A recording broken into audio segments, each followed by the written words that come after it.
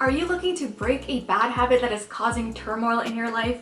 In today's video, I will go over 5 simple tactics you can do to help you break those bad habits permanently. By the end of the video, you will know what those methods are and how exactly you can apply them into your life to free yourself from those habits that just seem unbreakable. But first, if you are interested in increasing your productivity, building core life-changing habits, and organizing the chaos in your life, then subscribe to my channel and hit the bell icon so that you are notified when I post a video on Thursdays and Saturdays. So, bad habits. I have personally used these tactics to break these bad habits in my life and also helped many people do the exact same. I also have a habit building and personal development blog solely dedicated to helping people build better habits and be more productive in their lives. Now it's your turn to learn to break that bad habit for good this time. When it comes to breaking a bad habit, the first and most important thing you need to do is remove it from your identity. What I mean by identity is that you need to believe and understand that the bad habit is no longer a part of who you are. James Clear in his book Atomic Habits states that your behaviors are usually a reflection of your identity. What you do is an indication of the type of person you believe that you are, either consciously or unconsciously. This means that whichever bad habit you have, you think it's a part of who you are. It's a part of your identity. You need to stop associating yourself with that habit. So let's say, for example, you are trying to stop smoking and someone offers you a cigarette. Instead of saying, "No thank you, I'm trying not to smoke," or "I'm quitting smoking," you should say, "No thank you, I am not a smoker." The difference in both is that one, you still believe you are a smoker who no longer wants to smoke, and on the other hand, you no longer identify yourself as a smoker. The latter is more effective in helping you quit smoking because you have told yourself you are no longer a smoker. When you believe you are that person you are trying to be, you automatically start to think and your actions start to replicate the actions of that type of person. So for example, if you say, "I'm always late," you are telling yourself that that is who you are and you will accept being late all the time. Instead, identify yourself as someone who is punctual and do what you think a punctual person does, like preparing ahead of time and checking how long it takes to get somewhere a day before actually going so that you're not late. Shifting your identity is crucial for you to change your behavior, which in turn helps you change your bad habit. Second highly effective tactic you can use to break a bad habit is to make that habit difficult to do. Let's say, for instance, you want to break the habit of snacking on junk food throughout the day to get into better shape.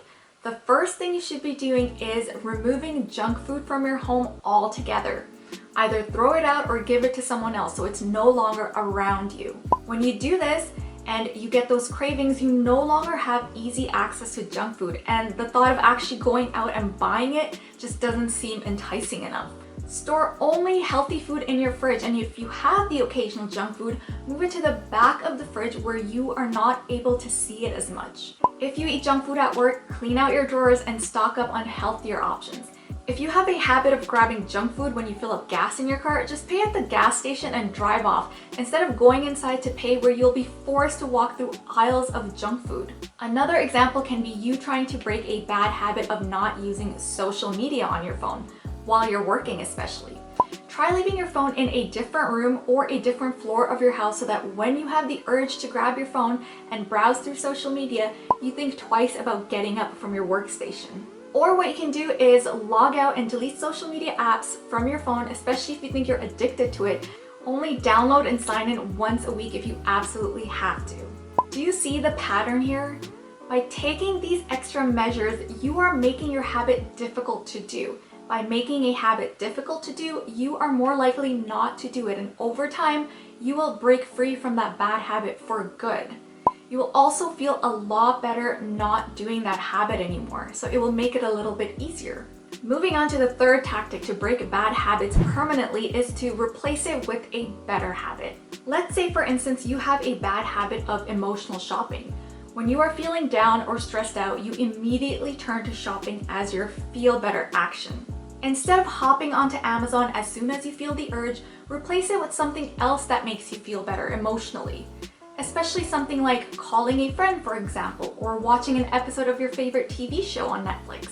If you still feel like you absolutely have to buy something, then make it something worthwhile, like buying a book on how to stop emotional spending so that later, when you don't have the emotional shopping urge, you won't feel so bad about spending money because you know the money was spent to invest in yourself instead of buying something you just didn't need. Let's say that you have a bad habit of biting your nails. Try keeping some trail mix near you, and when you have the urge to bite your nails, eat some trail mix instead. Do that every time you notice you're about to bite your nails or if you're already biting your nails. Anthony Eckenham in the book Breaking Bad Habits states that once you can replace bad habits with good ones, you can also eliminate the stress and anxiety that those bad habits cause in your life so that you can finally achieve the feelings of happiness and well-being that you have always desired. By replacing your bad habits with a good habit, you are more likely to stop doing the bad habit because you are taking out the stress or emotional anxiety you're feeling in a much healthier and positive way. By the way, you guys, if you have a bad habit of your own, please let me know what it is in the comment section below. Who knows, you might share that habit with someone else. Up next is number 4. One very good way to break a bad habit is to get into the source of the problem. So you have a bad habit. Rewind a little bit and think about where and when this bad habit began. Why do you have this bad habit? Habits form for some reason or another, and usually they're formed after repetition or doing something over and over again. So go back and think about the first time you started doing that bad habit and why has it stuck for this long? For instance, say that you started watching a lot of television the past few years instead of using your time more productively like you used to do. If you think back, you might realize that you started watching more TV and it became a habit ever since you got a TV in your room. There is a source of your bad habit, the TV in your bedroom. Now that you know what started the habit, reverse it. Move the TV out of your room into a guest bedroom or somewhere else where you just don't have immediate access to it every single day.